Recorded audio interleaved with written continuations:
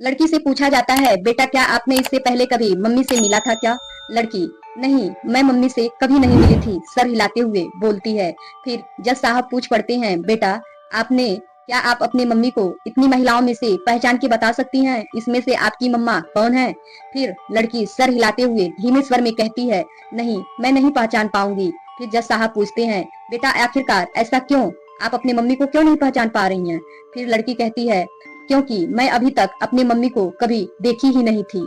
नमस्कार दोस्तों, आज सभी का हमारे चैनल स्ट्रगल लाइफ स्टोरी में बहुत बहुत स्वागत है। दोस्तों, यह कहानी एक पति पत्नी के झगड़े की है।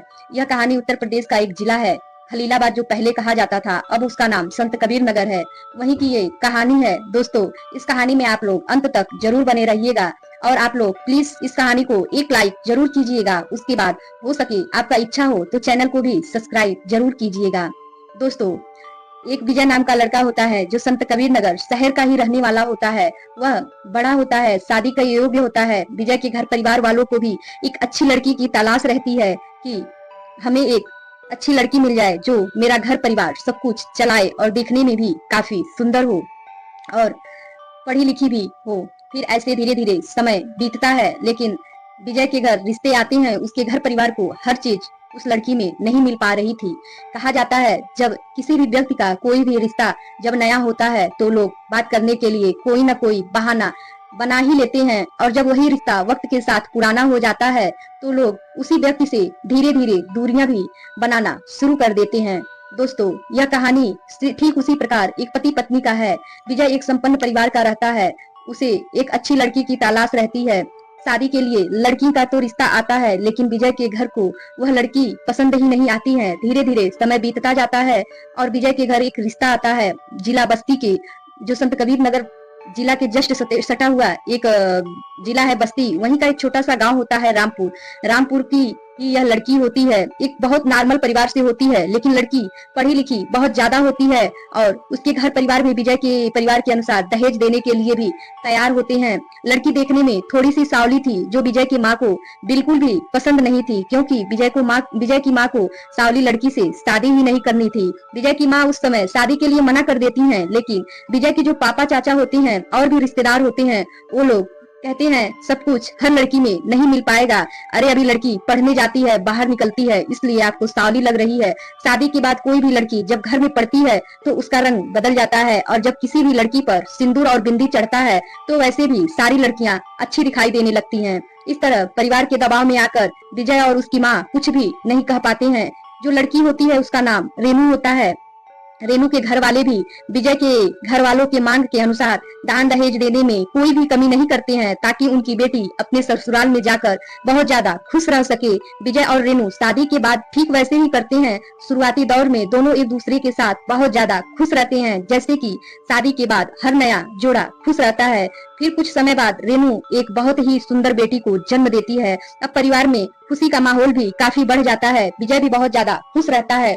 विजय की जो माँ होती है उसे तो पहले ही रेनू पसंद नहीं थी, फिर रेनू ने अब तो जन्म भी दिया, तो एक बेटी को जन्म दिया। वह काफी दुखी हो गई, और कहा जाता है हर लड़की बिजी तभी होती है जब उसके गोद में एक बच्चा आ जाता है। ठीक उसी प्रकार रेनू भी अब पहले की अपेक्षा ज्यादा व्यस्त रहने लगती है, और वह ज्यादातर अपने काम, बच्चों के और पति पर सब पे ध्यान देती थी। माँ को यही लगता था कि बहू अब मेरे बातों का आनाकानी कर रही है, और वह अपने बेटे से जब बात करने की कोशिश करती थी, बेटा बात तो करता था, लेकिन अब कहीं न कहीं विजय की माँ को यही लगने लगा था कि देखो अब मेरा बेटा भी काफी बदल रहा है।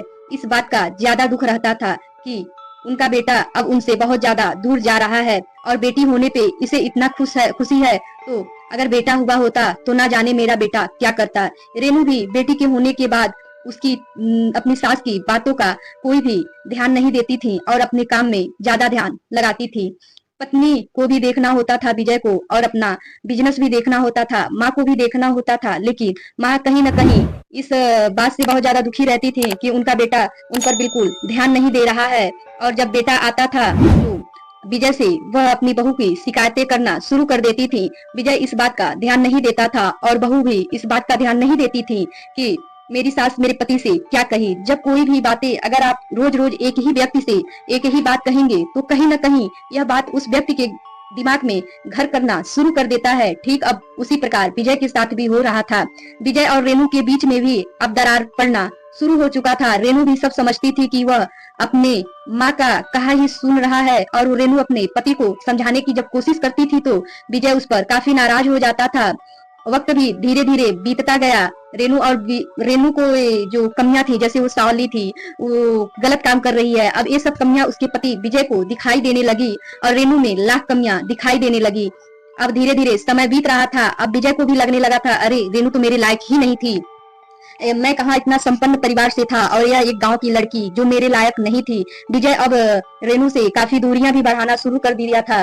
धीरे धीरे हर बातों में डांटना डपटना भी शुरू कर दिया था माँ की बातों में आकर। अब कुछ समय भी बीत जाता है और एक दो बार उसमें हाथ भी इस बीच उठा देता है। धीरे धीरे समय 3 साल का बीत जाता है। फिर रेनू एक बार गर्भवती होती है और 9 महीने बाद एक बहुत सुंदर बेटी को रेनू जन्म देती है, जो बहुत ज्यादा सुंदर थी। विजय की माँ को बिल्कुल पसंद नहीं था कि घर में फिर से बेटी की जन्म हुई। अब क्या, अब तो विजय की माँ का अत्याचार बढ़ता गया। फिर कुछ समय बाद रेनू और विजय में किसी बात को लेकर कहा सुनी हुआ तो विजय रेनू को बहुत बुरी तरीके से पीटता है और शाम का वक्त होता है, उसे अपने घर से निकाल देता है। उस समय रेनू की गोद में मात्र 3 महीने की एक बेटी होती है और रेनू लेकर काफी विजय को समझाने की कोशिश करती है, लेकिन विजय समझने को तैयार ही नहीं था और वह घर से निकाल दिया था। फिर किसी तरह सुबह होता है, रेनू अपने मायके रामपुर आती है अपनी बेटी को लेकर, और रेनू के जब माता पिता रेनू की हालत देखते हैं तो बहुत ज्यादा परेशान हो जाते हैं। रेनू भी रोने लगती है और माता पिता भी रोने लगते हैं। रेनू अपनी सारी आपबीतियां अपने माता पिता को कहती है तो उसके माता पिता भी कहते हैं, बेटा तुम मेरे पास ही रहना, जब वो आएगा तभी हम तुम्हारी विदाई करेंगे और उसे अपनी गलती के लिए हमारे पैरों में पड़कर माफी भी मांगना पड़ेगा, तभी हम अपनी बेटी का विदाई करेंगे। हमने सामाजिक रूप से अपनी बेटी का दान दहेज के साथ शादी किया था, तुम उसके साथ भाग कर नहीं गई थी, और आखिरकार वह ऐसे कैसे तुम्हारे साथ कर सकता है? वह तुम्हें क्यों पीटा? तुम अगर पसंद नहीं थी तो वह पहले बता दिया होता और वह कहीं और शादी किया होता। तुम्हारे भी लिए लड़कों की कमी नहीं थी। इधर विजय की माँ भी अपने बेटे का कान भरना शुरू कर देती हैं, कहती हैं, देखो तो 4 साल की बेटी छोटी सी है, छोड़कर मायके चली गई, इतना घमंड। देखते हैं मायके वाले भी कितने दिन तक रखते हैं, माँ बाप भी कितने दिन तक रखते हैं। साथ में लेकर भी गई है तो बेटी को लेकर गई है, देखते हैं एक पैसे तो हाथ में है नहीं, माँ बाप कितना सेवा करते हैं, कैसे रखते हैं। और बेटा तुम उसे लाने बिल्कुल मत जाना, वह खुद ब खुद आएगी और माफी मांगेगी, तभी उसे घर में आने देना। जब तक उसको अगल बगल के लोग जीना हराम नहीं करेंगे तब तक वह नहीं आएगी, और जब लोग अगल बगल के जीना उसका हराम करेंगे तो वह खुद ब खुद भगे भगे आएगी।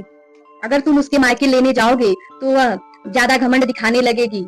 ऐसे धीरे धीरे वक्त बीतता जाता है। दोनों एक दूसरे की गलती को महसूस कराने में ही लगे रहते हैं। धीरे धीरे 7 वर्ष बीत जाते हैं। रेनू भी सिलाई पार्लर करके धीरे धीरे अपने पैरों पे खड़ी हो गई थी। उसकी छोटी बेटी भी अब कहीं न कहीं 7 साल से ऊपर हो गई थी। बड़ी बेटी भी 12वां चल रहा था। छोटी बेटी भी स्कूल जाने लगी थी। अब जो वक्त था, रेनू को कहीं न कहीं अपनी बड़ी बेटी के लिए परेशानी खड़ी कर रहा था। पहले तो रेनू अपने आप को रोती बिलखती थी, समझा लेती थी विजय के इंतजार में, अच्छा चलो बेटी है तो मुझे लेने जरूर आएगा, बच्चे के लिए तो जरूर लेने आएगा। लेकिन इस 7 साल में विजय अपने पत्नी को लेने नहीं आता है। फिर रेनू हिम्मत करके अपने ससुराल जाती है और अपनी बेटी को लेने के लिए जाती है। तो फिर जब विजय अपनी पत्नी को देखता है तो कहता है, तुम कहाँ चली आई हो, मैं अपनी बेटी नहीं दूंगा। फिर रेनू कहती है, मुझे अपनी बड़ी बेटी किसी भी हालत में चाहिए, अब मैं अपने पैरों पे खड़ा हूँ और मुझे अपनी बेटी चाहिए, मैं बेटी को लेने आई हूँ। उसके पति विजय ने रेनू को काफी जलील करते हुए कहा, तुम क्या चाहती हो कि मैं अपनी बेटी दे दूं? तुम उसे भीख मंगाओगी क्या? उसकी सास भी जो मन में आता है कहती हैं और सुनाती हैं। विजय का कहना भी यह था कि बेटी उसकी है और छोटी बेटी भी उसी की है, उसको वापस कर दो। विजय कहता है, मेरी बेटी मुझे लौटा दो।